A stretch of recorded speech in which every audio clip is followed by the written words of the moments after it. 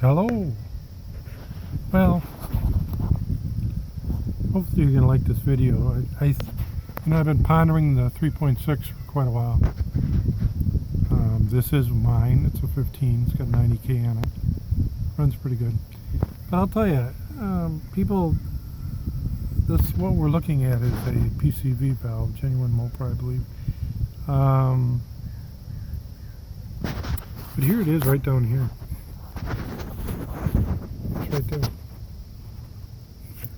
So here's the PC. I'm going to point to it. Right there's the PCV valve. This is the hose that needs to come off, and there's two screws, T25s, torque 25s. So this needs to come off. Now they say service it at right there. I'm touching it. They say to service it at I think 100K, 105, something like that. But people, if you fully understand what this valve does, you would not ever go. This engine's been changed every 30,000, and I believe that's why it hasn't had any rocker failures or engine failures or anything. Really nothing. I've changed the serpentine belt on it, and the serpentine belt wore the letters off of it. That's the worst that's happened. I've maintained the heck out of it. Changed plugs and all that stuff. Check out my videos. I think they're helpful, especially in the back end back here. This is where the plugs are hard.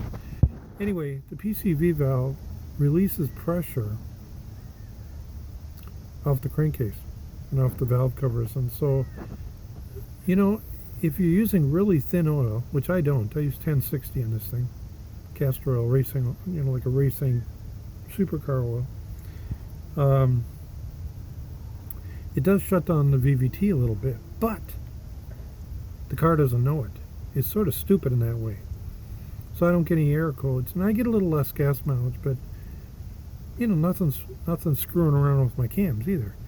And that could be much of our wear, too. This is the first motor that they went pretty high and mighty on it. The next version, actually the third generation, is much more intensive, and they changed the rocker arm because they were so prone towards failure.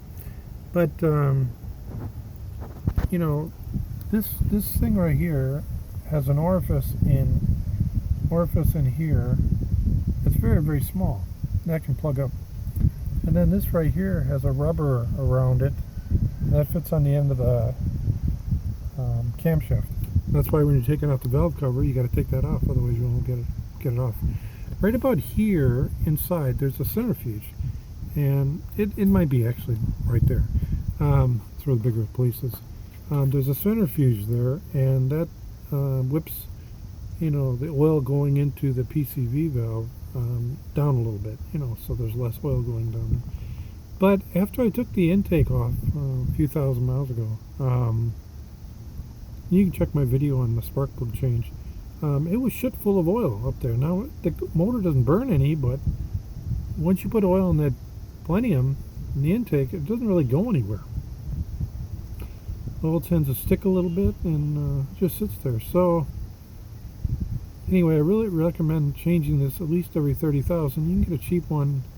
I think they're STD brand on Amazon. They're about 30 bucks. I got a genuine Mopar on it right now, but I've used those. I can't tell any difference. I wouldn't doubt if Mopar uses that one. They are an OEM supplier. So anyway, change that because if there's pressure from combustion in the valve covers, it may be pushing oil back down to the crank.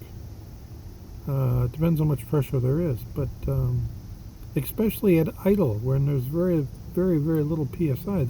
These motors can drop down to 22 PSI. Remember, they got the 2-speed oil pump, which is another problem. But anyway, it's not helping the oil coming up, that's for dang sure. And what is it doing to the oil that's on parts? Is it trying to push it someplace else? I don't know.